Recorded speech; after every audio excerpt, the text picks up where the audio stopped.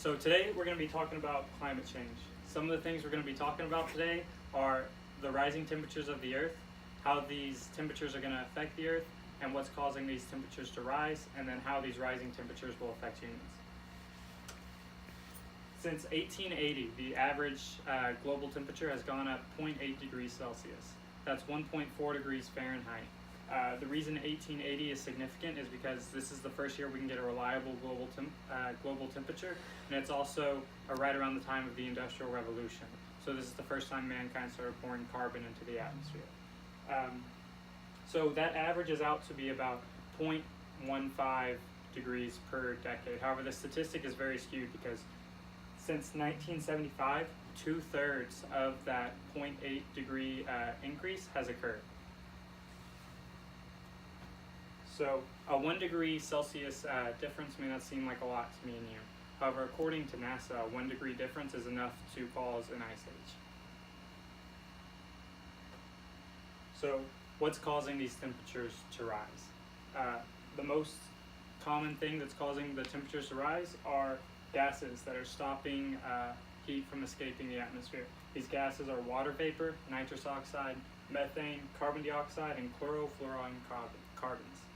CFCs didn't actually exist in the atmosphere until the 1880s. So how are they getting into the atmosphere? Well, when we burn fossil fuels, this puts carbon dioxide into the air. Also, clearing land for industry purposes gets rid of trees and other plant life, and these plants absorb the carbon and gases, the carbon dioxide and other greenhouse gases that are in the atmosphere. So according to a study done by the Intergovernmental Association on Climate Change, this is a study done by 1,300 scientists through all different countries. 95% likelihood that climate change was caused by humans. So if climate change was caused by something else, say the sun, we have a scenario for you. So if climate change was being caused by the sun, what we'd see is an even heating in all layers of the atmosphere of the Earth. However, this isn't what we're seeing at all. What we are seeing is just an increase in the temperature closest to the Earth's crust, which is where the greenhouse gases are, not letting the heat escape, and it's also where us humans are living. So what we're looking at also is a increase in the carbon dioxide from 280 parts per million to 400 parts per million in the last 150 years. So how is this affecting the Earth? The most obvious way this is affecting the Earth is going to get hotter. Other ways it's going to affect the Earth are there's going to be more evaporation and precipitation, and what this means is that some regions are going to experience flooding and some regions are going to experience droughts. Another way this will affect the Earth is it's going to cause the sea level to increase. As the ocean gets hotter, it causes the ocean to expand and sea levels to rise.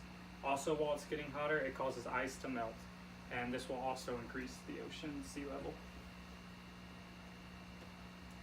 According to another study done by the Intergovernmental Panel on Climate Change, the extent of the damage caused by climate change will vary by region, and it will also vary by that region's ability to adapt and the time that it will take for climate change to occur.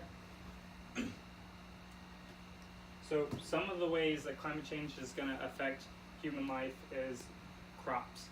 With crops, we're going to see a reduction in crop production. What this means is that there is going to be a bigger need for food, and we won't be able to grow that food where we normally grow it. Most climates that are cold now may actually see an increase in their crop production. And the gases will vary based on the region that is affected. Another thing we'll see are temperature extremes. So we'll see more death caused by heat-related illness and things like that, and we'll see less death due to cold weather phenomenon. Another thing that we'll experience are increased allergies due to a longer pollen season, and we'll also see more likelihood of food poisoning in a hotter climate.